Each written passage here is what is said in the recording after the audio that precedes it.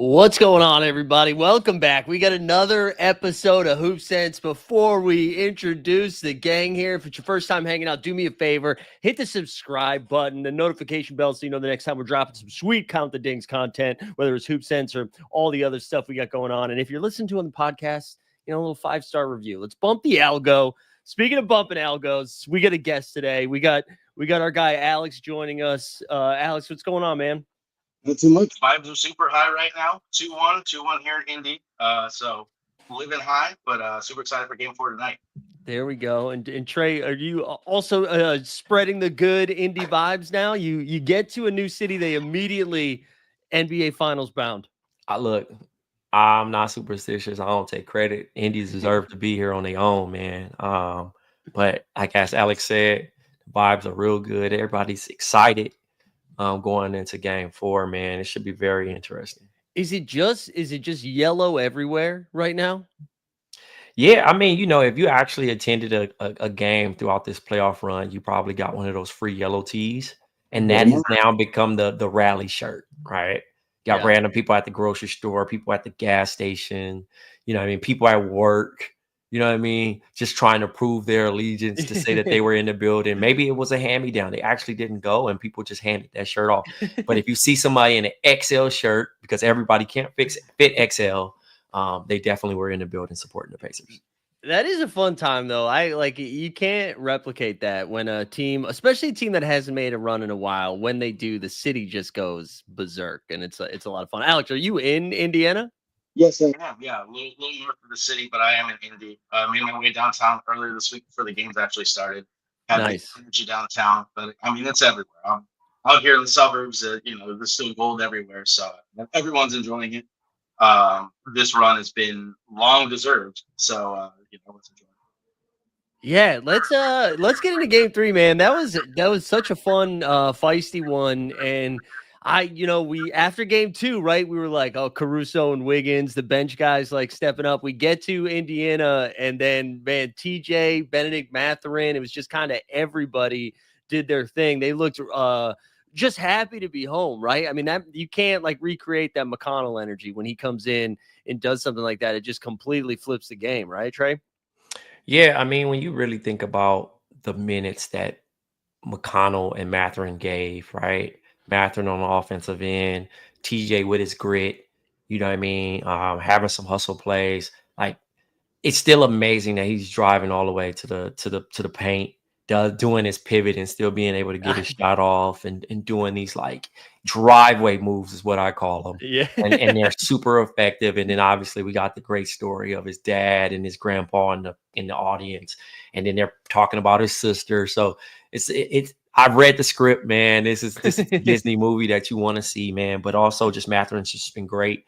And he had been missing for a little bit. And this is the actual Mathurin that we know, and the confidence that he had when he was talking about, I don't care if LeBron James is out there. Like, I feel like I'm better than this, that, and that in the third. You know what I mean? So it's really good. But one thing I wanted to point out, the Pacers are 14-0 when they score over 115 points.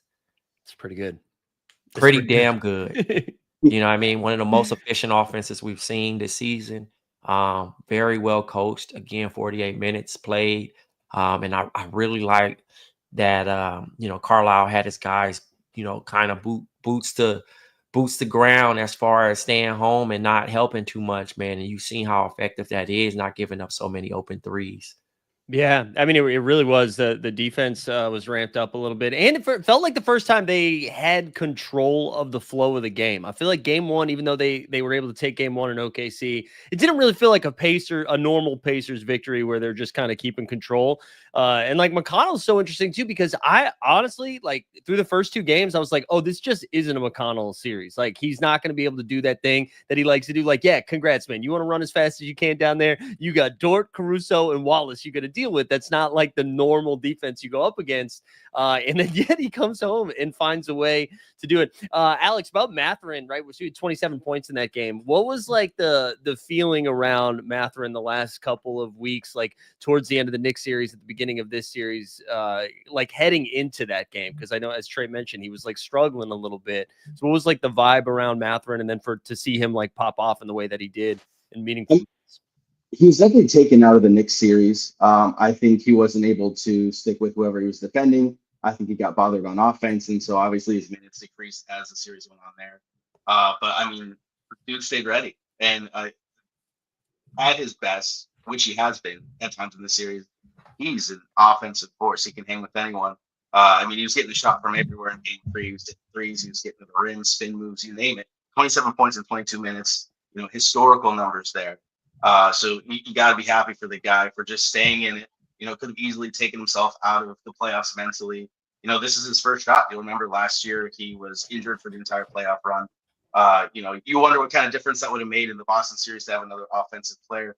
Sure. But yeah, in the playoffs or in the finals specifically, he's been ready to roll and really thrived. And they needed every point of it. Going into the series, a lot of people were saying that the non-Tyrese minutes were the most important minutes for the Pacers to be able to survive. I think going into game 3 with Tyrese on the floor, they were a net rating of plus 3.3. And then without Tyrese on the floor, they're like a negative 34, something crazy like that. So to be able with both TJ and Benedict to be able to handle those minutes and actually win those minutes was just massive for them to be able to take control of the series. Yeah, it was something. I mean, especially too, like in that first quarter, like Chet got to the line, I think like 8 times maybe. The Thunder seemed like they were in control and like without Shea doing stuff, right? Like it was everybody else besides Shea. And man, at the end of the first, I was like, India's in trouble. Like I was like, if you just looked at what Shea had done in the first, you're like, oh man, there's no way the Thunder are winning. And they almost had a double-digit lead there after one. Trey, did you notice anything like specifically change from that first quarter on? Like, how did you feel like the Pacers kind of took advantage of or like took control of the game? I mean, it's a game of runs, man. You know what I mean? You're gonna get a lot of shots up. You're gonna get the pace up. I think Tyrese being a little bit overly aggressive. There's a stat that sounds pretty crazy, but he hasn't been to the free throw line this trip to the finals. But it also isn't shocking because he doesn't drive to the basket. Right. Although he's being aggressive, the further he's getting is to the dotted line to throw a floater up. So when his shots are falling, everybody else plays well, and it kind of works in that essence. So, when that's going, then everybody kind of feeds off of that. And I think I wasn't too worried watching that game, even when they get down big and, Jalen Williams makes a big play or however, whoever's contributing, you have to understand that no matter if it's up 8, matter if it's up 13, somehow OKC plays into this weird, strange thing of when they get the lead, they want to take threes. Yeah. And they shoot them right back into the game. So, if this was 2005, the starters would be pulled and we would be calling it, an automatic win. But it's a different ball game, and Carlisle, emphasizes, them sticking together, them playing their brand of basketball, very tough nose, like they're not going to get bullied. Huge block by Miles Turner, which, that could go either way. It could be a stupid foul, trying to block a 3-point shooter, which I don't encourage that much, but his timing was right on the money. And he made a huge play that kind of sealed the game for them. Yeah, I mean Turner ended up with 5 blocks, and then you had McConnell off the bench with 5 steals. I mean, that's just out of control stuff from that team. Yeah, I don't know. Do you like heading into game 4, Alex? Do you think we see like kind of the response that we saw from OKC in game 2, where they just kind of came out, punched them in the mouth, and then like held that lead the whole time? Or is this like, do you think the Pacers can rise up to this moment? Because this, right, like you put your foot down tonight. That is a big task for, I don't care how good this Thunder team is, to now have to win 3 in a row with one of them coming on the road. Yeah, I think tonight's going to be big game 7 energy, because as bad as OKC needs this, the Pacers don't want to fall into a situation where they're back 2-2 with, best of 3 series with 2 on the road. So I think the counter that the Pacers didn't have in game 3 that's all in game 4 is Miles Turner's offensive production. He went 3 of 11 from the field. He was 1 of 5 in the paint, so he was being bothered all game long. It came out after that he was a little under the weather, but him being able to shoot from distance is really going to open up the floor and allow the Pacers to move in space and make passes and cuts. But from the OKC side, I'm expecting a lot more intention from J-Dub and Chet as the game goes on. They both started strong, like you said, but as the game went on, they kind of tailed. The Pacers really did a good job of staying home on the defensive side, and so they didn't get the open looks that they had to start the game. So I think they're going to try to generate those open looks and try to get some of their non-SGA players involved to try to get some of those buckets. I just seen in the chat right now that I have to point this out. Orange Chicken said he straight up beat that dude one-on-one at Iowa State. And he's talking about Halliburton. And Orange Chicken, listen, if you need to, I need proof of that. Like, if you can back that up with some video evidence, I mean, that is just such a strong statement. I'm going to need. Oh, they played once? Yeah, we're right. Was it one play, you think? No. I'm saying they played one-on-one, he said. That's what he said. He said Halliburton's got to be the worst star I've ever seen straight up beat that dude one-on-one at Iowa State. I mean, probably on some silly stuff. Who knows? Probably the one-on-one was probably shooting. Who knows? Like, I mean, at the end of the day, NBA players are NBA players.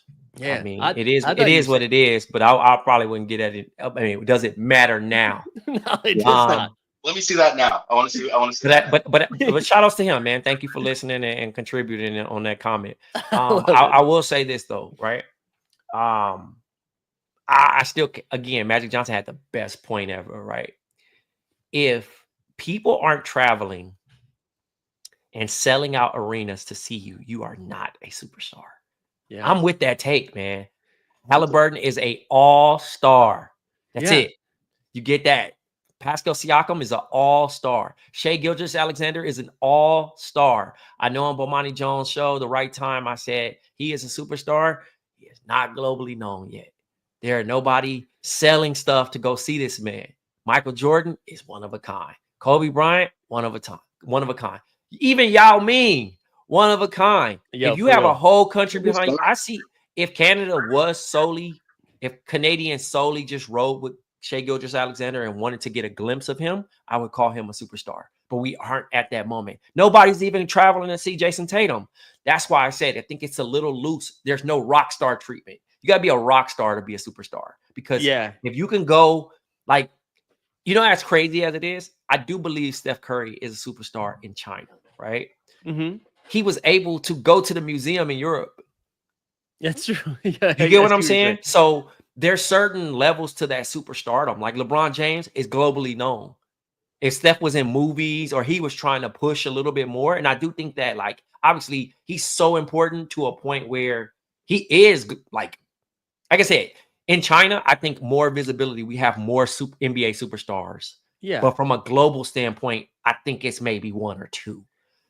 Yeah. I also just this is probably a terrible take for a podcast. I just don't care. I don't care what the rent between superstar, all-star, pretty good. Halliburton hit a game-winning shot in game 1 of the NBA Finals. That's pretty sick. I think that's dope. I mean, you are right. He is a winner. Right, he is a winner. That's the title we're going to attach it to. Steph Curry, winner. That's right. And you know what I mean?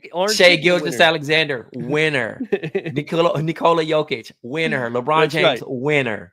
That's right. Winner greater than superstar. That's what I like that term. I like that. Trey, what do you think? OKC, I know Alex touched upon it a little bit, but heading into game 4, do you think we see a big response from this? I feel like I've been so reactionary with every single game where OKC wins game 2 and I'm like, they just needed a game to figure it out. Now they're going to rip 4 off. So now I feel like I'm going the other way where I'm like, the Pacers, man, maybe they got this. How are you feeling? I mean, I think the honest answer, and no one wants to say it. Everybody wants to be Nostradamus or Biff with the time traveling sports almanac. We don't know nothing, man. I think that's the beauty of this series, man. It's unpredictable basketball. You don't know who's going to show up, who's going to play hard. We've been saying this all playoffs. Home games do not equal wins. Mm-hmm. And it's been fun to watch. Yeah, It's been fun to awesome. watch, man. Like if you're black, if you're basically boycotting this, I feel bad for you. Yeah, I know. It's been so fun, and it took me a series. I think I was bummed out in the conference finals as a Celtics fan. I feel pretty relieved that my team's not playing in the NBA finals right now. I am just having a great time with this series. It's been really good basketball. I mean, I thought Game 3 it was like electric. I thought both fan bases have been awesome. Like the arenas have been great.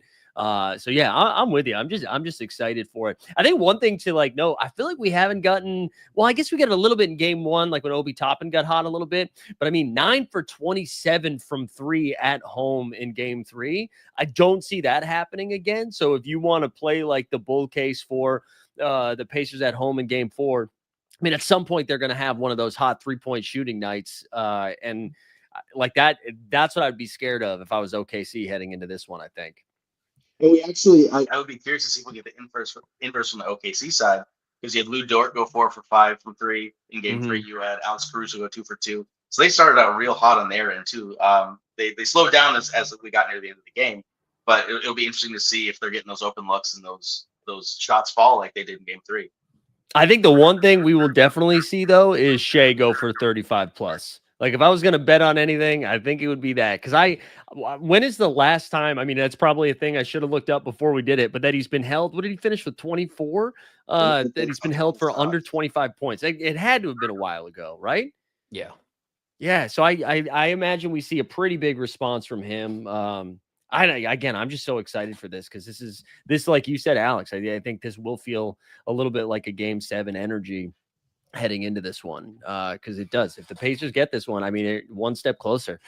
So I'm looking forward to it. Let's hit some, any NBA offseason scuttlebutt stuff. Alex, we've talked about this a couple of times, like getting ready for the offseason on previous episodes. So I'd love for your take. What are some of like the offseason spots that you're most excited about or intrigued about as we get we were 2 weeks away, a little less than 2 weeks away from the draft, and it seems like we're going to get some movement for the draft before free agency even really starts. So one team that I'm not really hearing a lot about, but I'm curious if they will make a move is the Denver Nuggets. New GM coming in, new coach.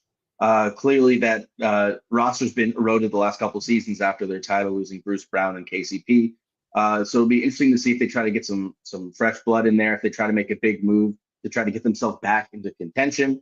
Yeah, and sorry to interrupt. Russell Westbrook announced today too that he was opting out of the player option.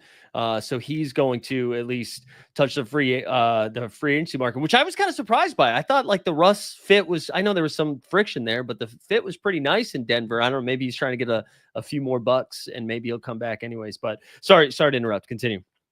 Yeah. It'll just be interesting because there's so many big names that are allegedly available via trade.